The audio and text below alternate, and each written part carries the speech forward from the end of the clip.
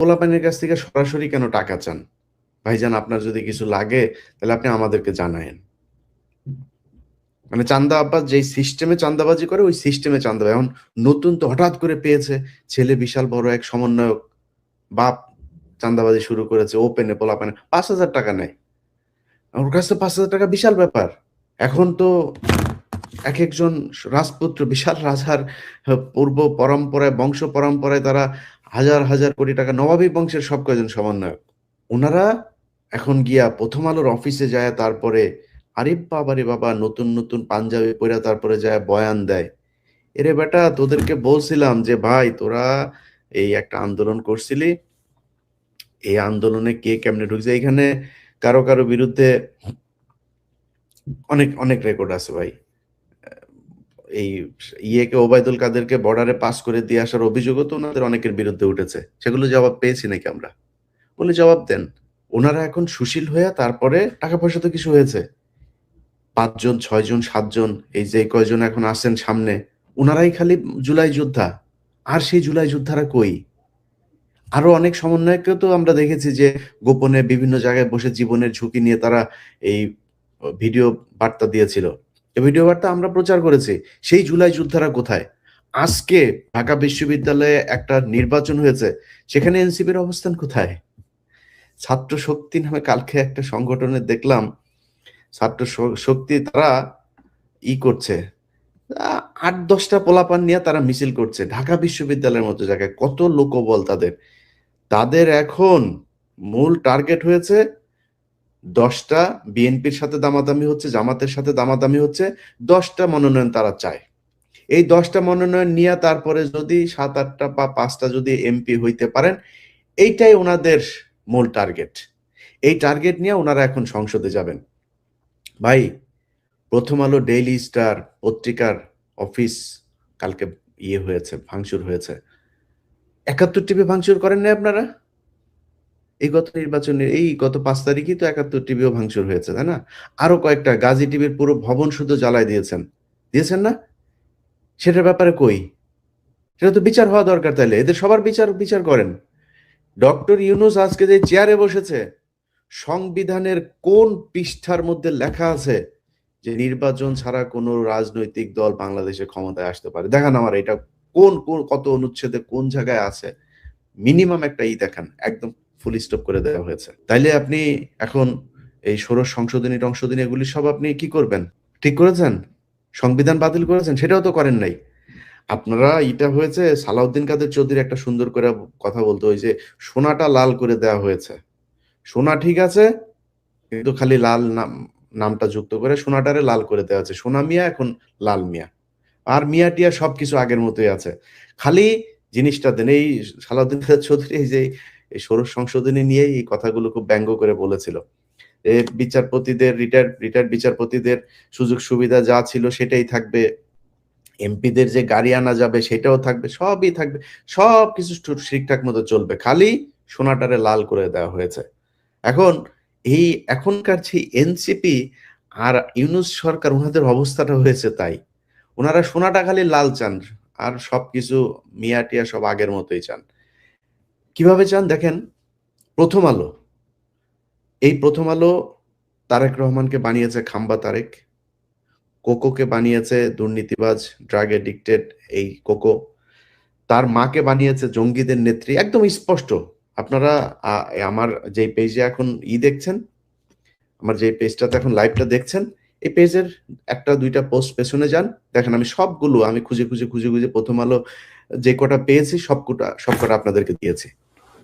সেখানে স্পষ্টভাবে বলছে তারেক রহমান, এই তারপরে বাবর, হারিস সহ 4 জনের নাম দিয়েছে, এটা নাকি মহা দুর্নীতিবাজ। তেল চুপচুপে তারেক রহমান কার্টুন এঁকেছে আলপিনে, আমি দিয়েছি আমার এই ফেসবুকের ওই পোস্ট দেখেন। দিস ইজ প্রথম আলো। যদি আপনি মনে করেন, মানে আপনি কোন পয়েন্টে আসবেন ভাই বলেন?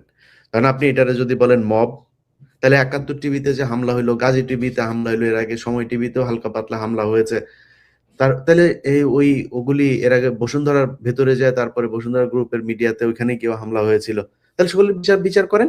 আর যদি না মনে করেন যে না আমরা একটা বিপ্লবী সরকার, আমরা একটা একটা বিশেষ পদ্ধতিতে আমরা এসেছি। তো বিশেষ পদ্ধতিতে যদি এসে থাকেন, তাহলে বিশেষ পদ্ধতিতে যাদের রক্তের বিনিময়ে আসলেন, তাদের বিচার করবেন না? তাদের হত্যার বিচার হবে না এই দেশে? সময় টেলিভিশনে মানুষ আজকে কেন রাস্তায় নামে? কারণ আপনাদের যেই কারণে মানুষ আপনাদের বসিয়েছিল, কোনটাই মানুষ পায় নাই। কোন মানুষ পায় নাই। আজকে হাদি মারা যাওয়ার পরে স্বরাষ্ট্র উপদেষ্টা, পুলিশের উনি বিশেষ প্রতিনিধি, আইজিপিরও উপরে ক্ষমতা আপনার খোদা বক্স। এই খোদা বাক্স বউ, পোলাপাইন, শালা-টালা দিয়া টাকা কামাইতেছে। স্বরাষ্ট্র উপদেষ্টা, আত্মীয়স্বজন সব যা আছে। কালকে প্রথম আলোতে গিয়েছে পুলিশের আইজিপি। পুলিশের আইজিপি কেন গিয়েছে জানেন? পুলিশের আইজিপি গিয়েছে হলো পুলিশের আইজিপির বউ আমারে গত ১ বছর আগে ফোন করলো। সে ১ বছর আগে ফোন করেছিল ওই যে চান্দাবাজ ২টা আছে না? সাকিব চান্দাবাজ আর ওই যে নাগরিকের টিটো চান্দাবাজ। এই ২ চান্দাবাজ মিলে এক পোস্ট করে ওর কাছে টাকা চাইছে। তো টাকা চাইছে আর পুলিশের আইজিপি বউ আমারে ফোন দিছে। ইলিয়াস ভাই, আপনি আপনার জায়গা থেকে একটু আমারে নিয়ে একটু লাইভে আসেন।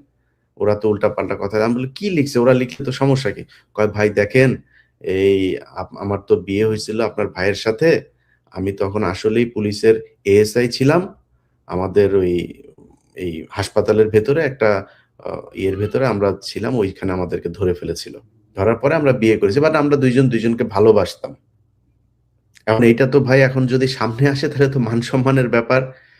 তো এই নাগরিক ফেসবুক পেজের এই ২ চাঁদাবাজরে যদি তারা এত ভয় পায়, তাহলে 'প্রথম আলোর' কি পরিমাণে ভয় পায়? 'প্রথম আলো' বাধ্য করে, "যায় বেটা এখানে আয়। আইসা অফিস ভ্রমণ করে যা, কয়েকটা মিডিয়াতে নিউজ-টিউজ করায়।" তারা করছে। এইভাবে তাদেরকে জিম্মি করে তারপরে নিউজ করাচ্ছে। আপনি এখন যদি বলেন ইউনূসরে জিম্মি করতে চান, পারবেন তো? ব্যাপক দুর্নীতি করেছে ইউনূস। ইউনূসের ভাই, ভাতিজা, এক অপূর্ব নামে এক ওর এক ভাতিজা আছে। য যত লুটপাট আছে সব করেছে। এই, এই যে আসিফ মাহমুদ, এমন কোন লুটপাট আছে যেটা সে করে নাই? এমন মিনিমাম কোন জায়গা আছে যেটা করে নাই? এই যে মাহফুজ, আমার কাছ থেকে টাকা চেয়েছে ৳১,০০,০০,০০০। আমার কাছ থেকে চেয়েছে। এই যে বাংলা এডিশন দেখেন না? এই বাংলা এডিশন মাহফুজ দিতে চায় নাই। এটা এই এনসিপি, ইউনূসের কোন নাই। জিম্মি করে নেওয়া হয়েছে। ৳১,০০,০০,০০০ চেয়েছে তার পিয়নরে দিয়ে আমার কাছে আমার লোকের কাছে টাকা চাইয়েছে। তারা জানেও, ওই পিয়ন জানেও না যে এটা কে? কার প্রতিষ্ঠান এটা জানেও না। এই পিয়নরে বলেছে যে, "ভাই এই ব্যাপার।" তখন পিয়ন বলছে যে, "ভাই আ স্যার তো এটার নিচে দিবে না।" রেকর্ড আছে আমার কাছে। রেকর্ড আছে, অডিও রেকর্ড আছে। অডিও রেকর্ড আছে। এইভাবে তারা করেছে। যখন কিনা টাকার এই রেকর্ড আমার কাছে আসলো তখন আমি তারে জিম্মি করলাম যে, "ইটা দেন।" ১ম সার্জিসরে পাঠাইলাম। হ্যাঁ? খুব বাজে ভাষায় একটা গালি দিয়ে তারপরে পাঠাইছিলাম। তো সাথে সার্জিস ফোন দিয়েছে। তারপরে আ আরেকটা কে ফোন দিয়েছে। ২-৩ জন লাইনে এসে, "ভাই এটা ভাইয়ের, এটা তাড়াতাড়ি দেখতে হবে। ভাই দেখেন।" এভাবে দিয়েছে। চোরের বাচ্চারা সবকটা চুরি করেছে। চুরি কইরা টাকা-পয়সা কামায়া এখন ওনারা ওই যে পিছনে এই যে এতগুলি পোলাপান যে আপনার জীবন দিল, এই পরিবার, আহতের পরিবার, কারোর কোনো খোঁজ নাই। ওই কয়দিন আগে তারা করেছে, আপনার এই যে মনোনয়ন করেছে, ফর্ম বিক্রি করেছে। একেকজনের কাছ থেকে ১০,০০০ করে টাকা। বিশাল এক বাণিজ্য। ওই রিক্শাওয়ালা ছেলেটা আমার কাছে কান্নাকাটি করে প্রতিদিন। ভাই ওরা তো ভাই ধান্দাবাজি করতেছে ভাই, এই এত টাকা পয়সা আমাদের কাছ থেকে নিচ্ছে। আমি মনে করছি যে এই পোলাটারে বোধহয় ওরা মনোনয়ন দিবে মনে হয়। যেখানেই দেখ এক জায়গায় দিবে। সেই ছেলেটাকে দেয় নাই তো তুই আগে জানিস না? ওরে যে দিবি না, ও রিক্সা চালক দেখে ও পাপী। তোরা সব শিক্ষিত এই কারণে এখন তোদের টাকা পয়সা-টয়সা আছে, নতুন পাঞ্জাবি, দামি ব্র্যান্ডের জুতা-টুতা, ঘড়ি-টড়ি ইয়েতে আছে, বিদেশে টাকা পয়সা হইছে। তোরা বিশাল আকারের কিছু একটা। তো ও টাকাটা নিলি কেন? ও টাকাটা কিসের জন্য নিলি? ও টাকাটা ফেরত দিয়ে দিবি। নাহলে কিন্তু রিক্শাওয়ালারে আমি কিন্তু লাইভে নিয়ে আসবো। টাকা ফেরত দিয়ে দিবি আরামসে। তো আমি, আমি এদেরকে না কিচ্ছু বলি নাই এতদিন ধরে। আমি এদেরকে বলেছি যে, "ভাই আপনারা জুলাই যোদ্ধা ছিলেন। আপনাদেরকে সম্মান করি। ভাই কিছু জায়গায় একটু থেকেন।" আরে ভাই তুই 'প্রথম আলো'রে নিয়া যখন কথা বলবি, 'প্রথম আলোর' পক্ষে 'প্রথম আলোর' অফিসে গিয়া যখন ভাষণ দিবি, তুই আমার চ্যাটের বাল। এর আগে একবার আসিফরে মাফ করছি। আসিফ মাপ চাইছে। মাপ চাইছে যে, "ভাই এরকম আর জীবনে কোনদিন হবে না। আমরা আর কখনোই এই ওইখানে যাব না। আসিফ নজরুল আমাকে নিয়ে গিয়েছিল। ব্যাস।" এটা বলে মাফ করে দিলাম। আবার সে কালকে আবার ফের সে একই কাজ করেছে। তো তোদের মাফ করে দিব এখন? এখন মাফ করে দিব? তো 'প্রথম আলোর' বিষয়টা বলে আপনাদেরকে শেষ করি। সেটা হলো ২১শে আগস্টের গ্রেনেড হামলা। এই 'প্রথম আলো' নিউজ করেছে। আমার যে Facebook পেজে লাইভ চলছে সেখানে যান। গিয়া দেখেন সেই সেই ইয়ে আছে। এই ২১শে আগস্টের গ্রেনেড হামলায় এই যে আপনার আমার যে অনুসন্ধান যেটা দেখিয়েছিলাম এটা আপনারা একটু দেখেন। আমি কালকে আবার ওই ভিডিওটা আপলোড দিতে পারি। তো ওইখানে ওরা ১ম আলো কিভাবে জজ মিয়া নাটক সাজিয়ে সেই নাটক বিএনপির উপর চাপিয়ে দিয়েছে যে বিএনপি